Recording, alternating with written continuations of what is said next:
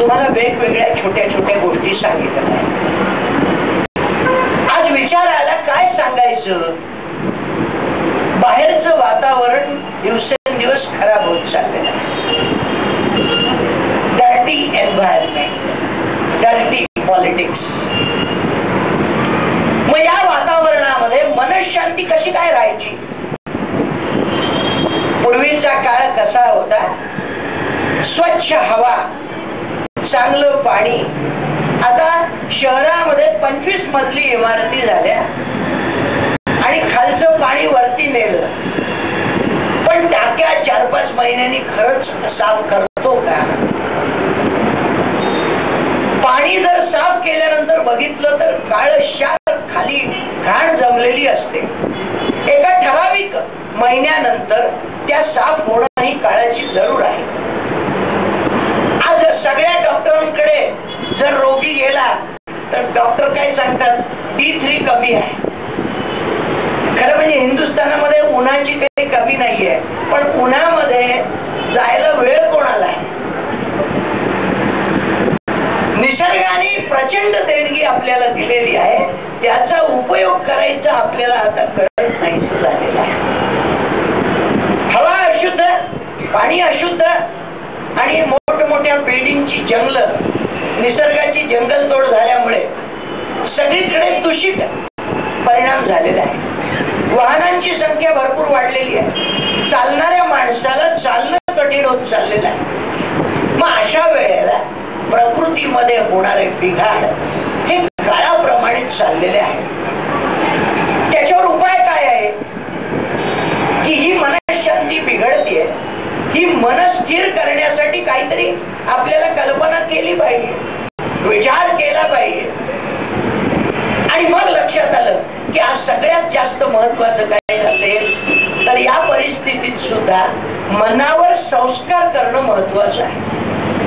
जे पूर्वी आजी आजोबा काम करत होते, आता माझी घरटी माझी पिल्लं असल्यामुळे आजी आजोबा ज्या काही जुन्या काळात रामायण काळच्या कृष्ण काळाच्या गोष्टी सांगत होते, बोधपर गोष्टींची पुस्तकं मिळत होती, त्याची जागा आता टीव्हीनी अबोधप्रद सगळ्या गोष्टी दाखवल्यामुळे मुलं चंचल व्हायला लागलेली आहे.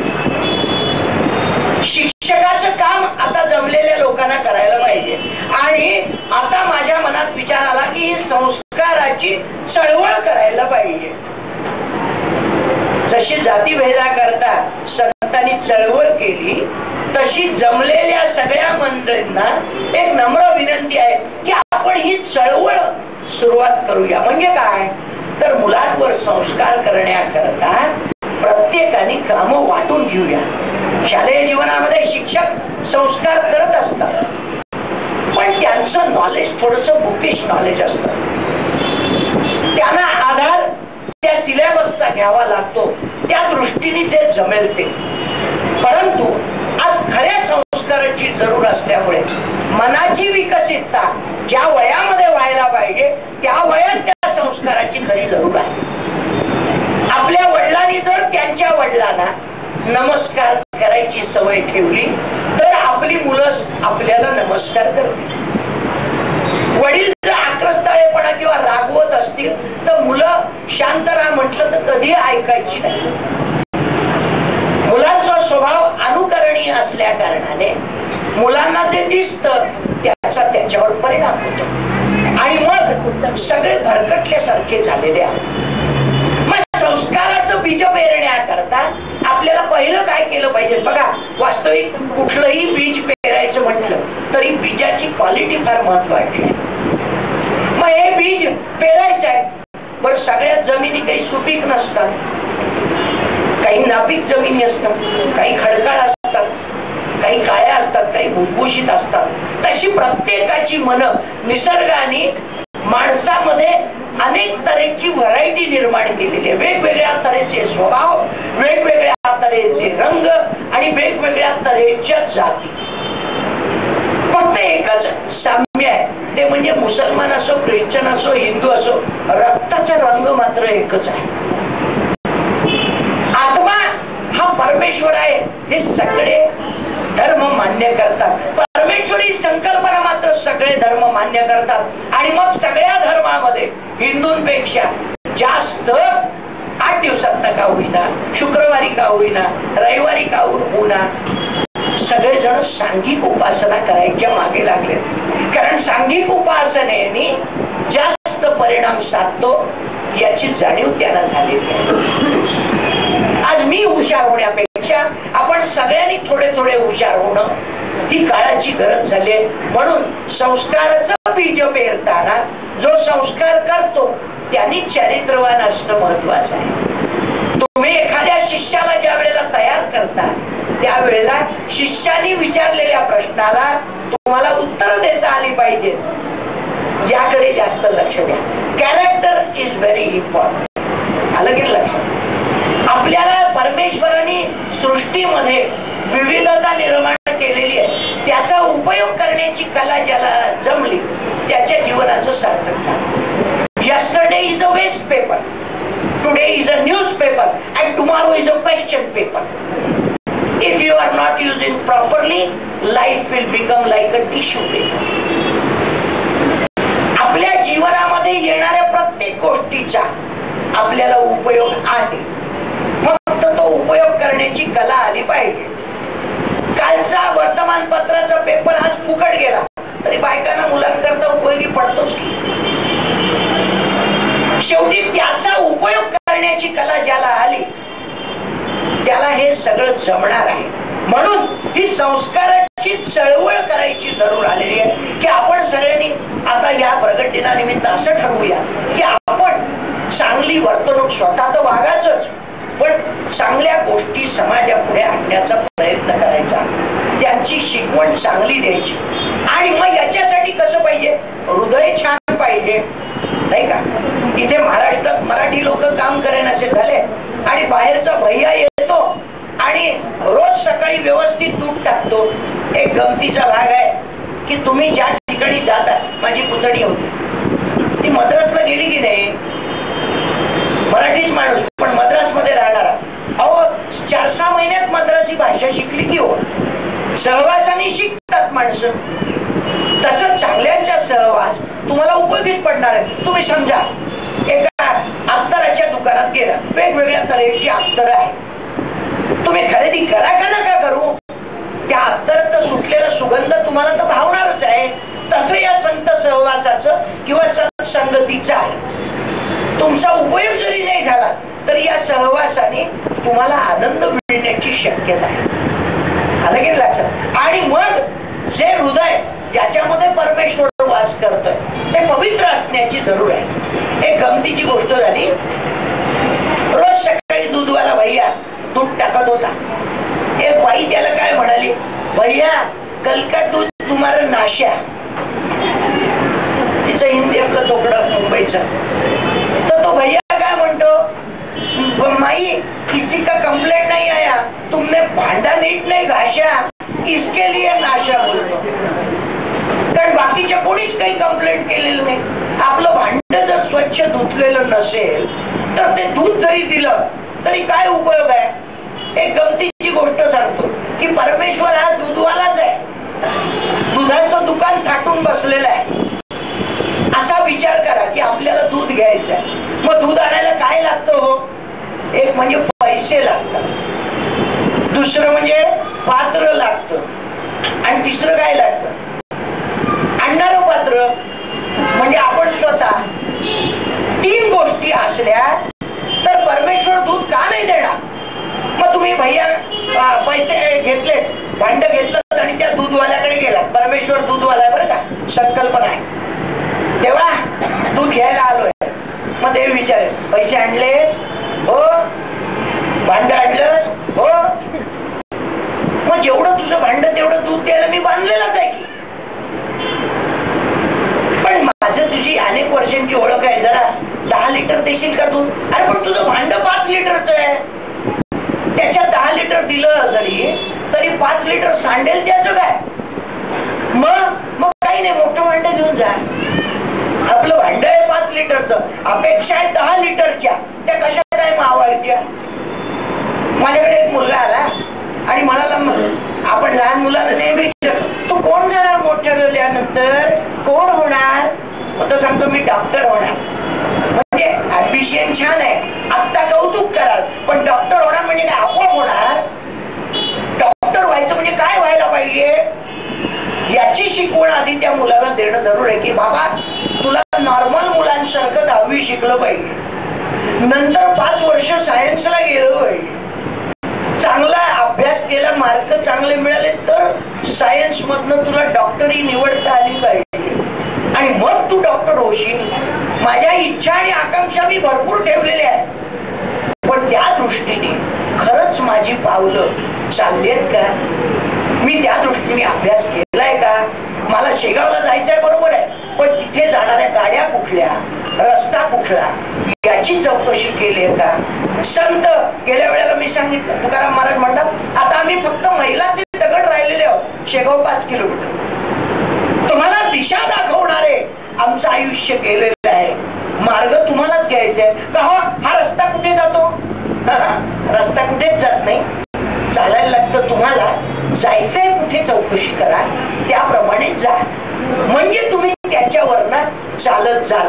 असं या संतांनी सगळ्या आपल्याला मार्ग दाखवलेला आहे आणि हा मार्ग आपल्याला पोथी पुराणात वाचन मनन चिंतनात मिळतोय. आलं की लक्षात? दुनियेकडे बघायची तुमची एक सवय चांगली लागली पाहिजे.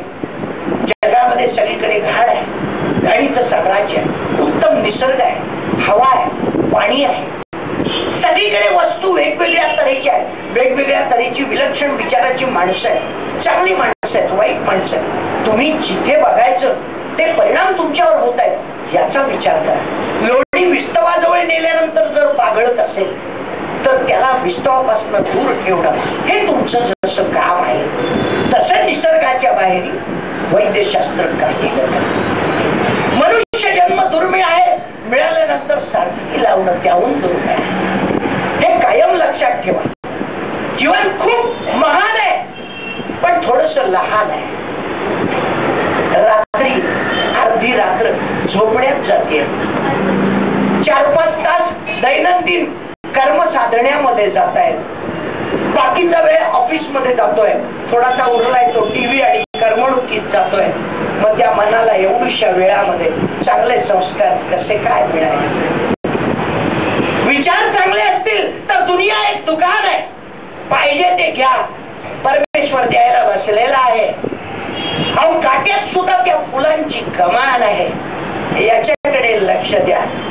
हे बघा, लक्षात ठेवा, तुम्हाला धबधबा व्हायचं असेल तर पाण्यासारखं कोसळायला पाहिजे, तुम्हाला जर प्रकाश द्यायचा असेल तर सूर्यासारखं तळपायला पाहिजे, तुमच्यामध्ये जर शीतलता यावी असं वाटत असेल तर चंद्रासारखं शीतल व्हायला पाहिजे, नाहीतर मग फुकट आहे. मग कितीही जरी गोष्टी सांगितल्या तरी कोळसा काळा तो काळा, पण त्या कोळशाला जरी काळा रंग असला तरी ज्या वेळेला अग्नीमध्ये टाकून त्याचा अंगार होतो तेव्हा लाल रंग प्राप्त होतो आणि मग तो कोळसा आपल्या उपयोगी पडतो. विविध तऱ्हेची माणसं या जगामध्ये आहेत, त्यांच्या कलाकलांनी घ्यायची जर कला आली तर संस्कार करणं अवघड नाही.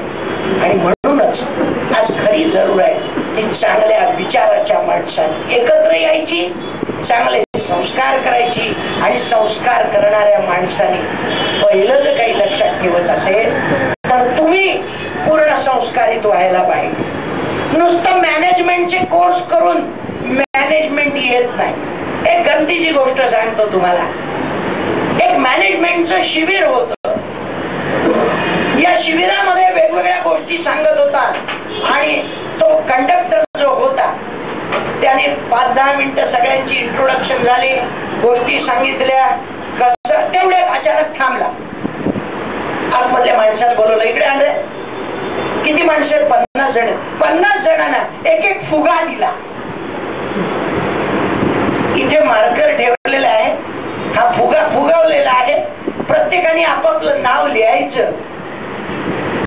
मार्करनी प्रत्येकाने आपापलं नाव लिहिलं. आता हे सगळे फुगे मी बाजूच्या खोलीमध्ये नेऊन ठेवणार आहे. ठेवले, पुन्हा आले. आता मी तुम्हाला दुसरी गोष्ट सांगतो. थोडा वेळ गमतीने सगळ्यांना रमवलं, गोष्टी सांगता सांगता पुन्हा थांबला. आता गंमत सांगतो म्हणाले, या बाजूच्या खोलीमध्ये जे फुगे ठेवलेत की नाही, प्रत्येकाने आपापलं नाव ठेवलंय. 5 मिनिटाच्या प्रत्येकाने आपापला फुगा घेऊन इथे या. सांगितल्या बरोबर जी सगळी लोक धावत सुटली. प्रत्येक जण उघडून आपापला फुगा करत शोधतायत. 5 मिनिटं फुकट गेले. एखाद दुसऱ्या लोकांना मिळाला, कोणाला नाही मिळालं, सगळे परत झाली 5 मिनिटं. 5 मिनिटात कसं काय एवढं शोधणार? म्हणाले मी तुम्हाला दाखवतो गंमत. म्हणाले जो सेमिनार कंडक्टर होता तो म्हणाला काळजी करू नका. आत गेला, उघडला, एक फुगा घेतला, त्याच्यावरचं नाव वाचलं, दिले, फुगा दिला. जोशी फुगा दिला, थांबले, फुगा दिला. 5 मिनिटाच्या आत सगळे फुगे आपापल्याला मिळाले. तुम्ही जर दुसऱ्याला आनंद द्यायचा प्रयत्न केला तर तुमचा आनंद तुम्हाला हातात मिळतोय बघा. कधी आपण असा विचार केला? गलका करून, आरडाओरडा करून, गोंधळ करून काही होणार नाही. आपल्याला द्यायची वृत्तीच नाहीये. आलं की नाही लक्षात? किती साधी सोपी गोष्ट आहे की एवढ्या 50 मध्ये आपला फुगा मिळणार नाही, पण अरे ज्या मुलाच्या हातात लागेल त्यांनी मिळालेल्या फुग्यावरचं नाव नुसतं जरी डिक्लेअर केलं आणि त्या व्यक्तीला दिला तरी 5 मिनिटात 50 जणांना 50 फुगे बरोबर वाटले गेले आणि 5 मिनिटात पुन्हा लेक्चरला सुरुवात झाली. किती सोपं काम झालं. आपली दृष्टी जी आहे ती अशा तऱ्हेने विकसित झाल्याशिवाय काम भागणार नाही. आणि हेच काम संतांनी जे केलेलं आहे त्याच्याकडे लक्ष द्या.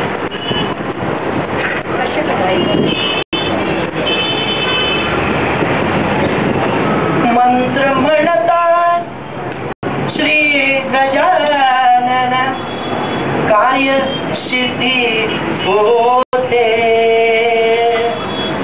मंत्र म्हणतात श्री गजानन काय सिद्धी होते. थोर महती या संताची,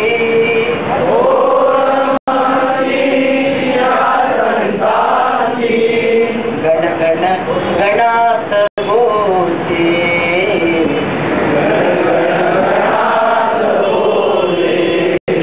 किती सोपं सांगितलंय बघा.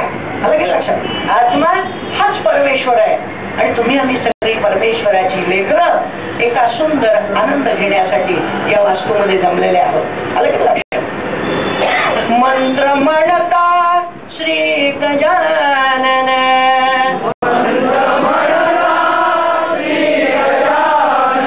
कार्य सिद्धी होते. घोर महती या संताची,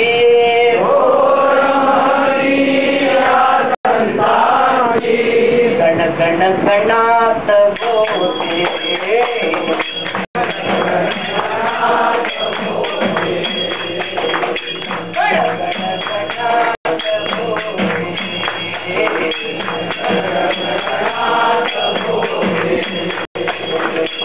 मंत्र म्हणता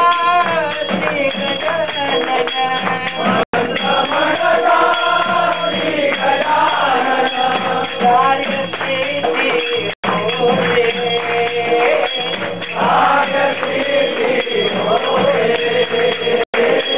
घोर महती या संताची,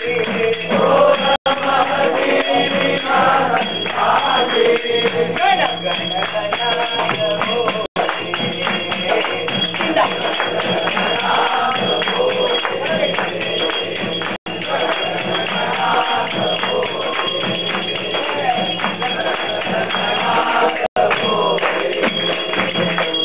किती भाविक करीती प्रार्थना,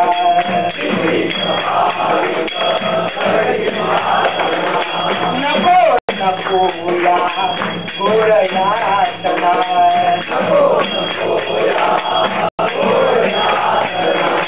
भवसागर तरुणी जाण्या,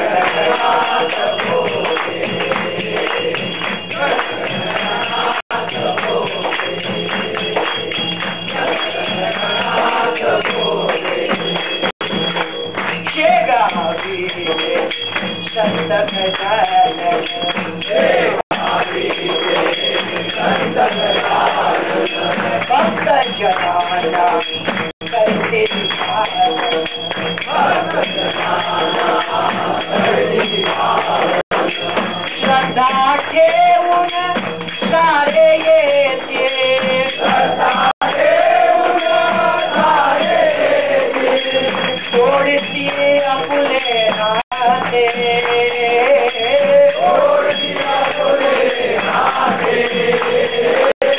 सोडती आपुले नाते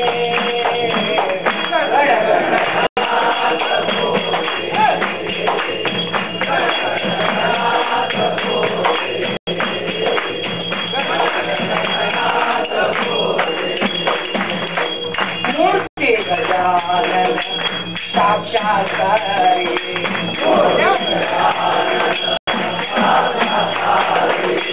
भेटून जाईल तुम्हा कधीतरी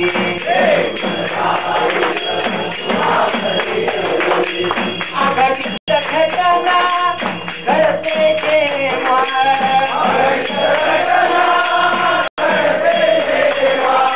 रचिती शांती घेते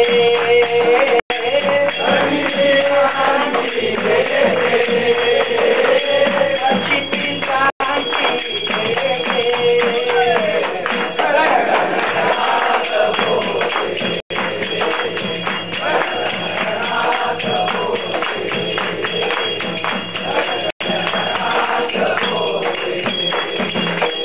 अनुभव येती किती भक्ताला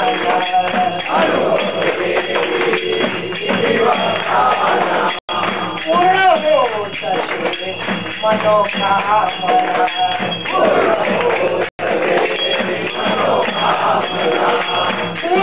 होत असे मनोकामना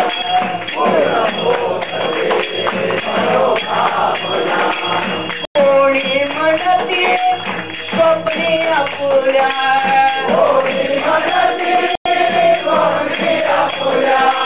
काल पाहिले होते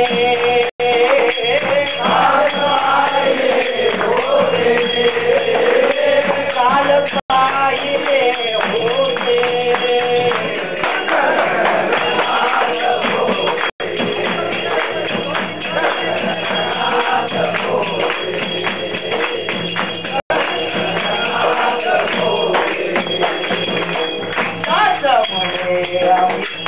कुटात झालो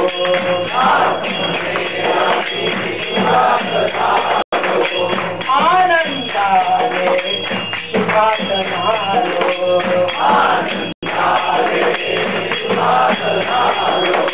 घेता दर्शन तव चरणाचे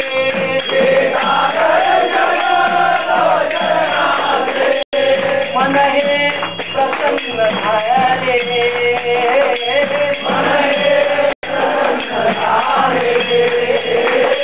मन हे प्रसन्न झाले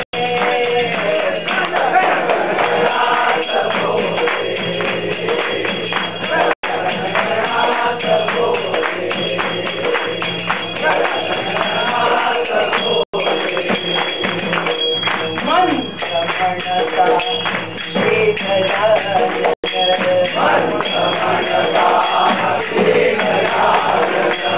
मंत्र म्हणता जय गजानन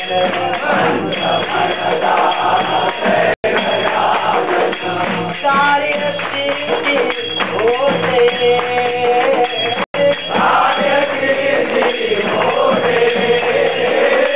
सारी सिद्धी होते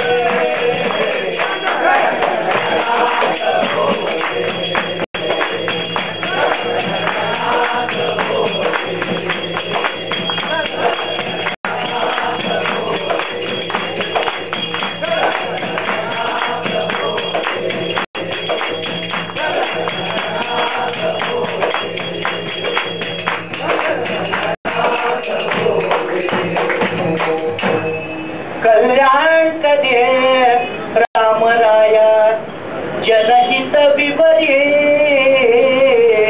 कल्याण कधी रामराया जनहित विपरी कल्याण कधी रामराया जनहित